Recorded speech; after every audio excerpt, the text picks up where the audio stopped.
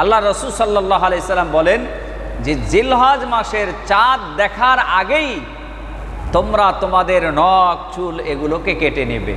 জিলহজের চাঁদ দেখার পরে কেউ যেন যারা কোরবানি দেওয়ার ইচ্ছা করে তারা যেন তাদের চুল নখ এগুলোকে না কাটে।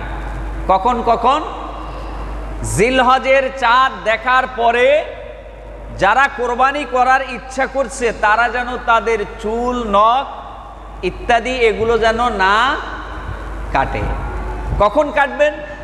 যখন কোরবানি সমাপ্ত হয়ে যাবে তখন আপনি এই চুল নখ ইত্যাদি ইত্যাদি কাটবেন। এই 10 দিনে চুল নখ ইত্যাদি কাটবেন না। প্রিয় ভাইয়েরা, এই 10 দিনে যদি আপনি চুল নখ ইত্যাদি ইত্যাদি না কাটেন তাহলে কি ফায়দা? ফায়দা হলো এই যে যাহারা হজ করতে গেছে হাজী সাহেব, তাহারা এই 10 দিনের মধ্যে যেই আমলগুলো করবে, বিশেষ করে চুল নখ না কাটা এবং শরীরের অবাঞ্ছিত লোমগুলো না কাটা, এগুলো হচ্ছে হাজী সাহেবদের আমল জিলহজের এই 10 দিনে। কাদের আমল? হাজী সাহেবদের আমল।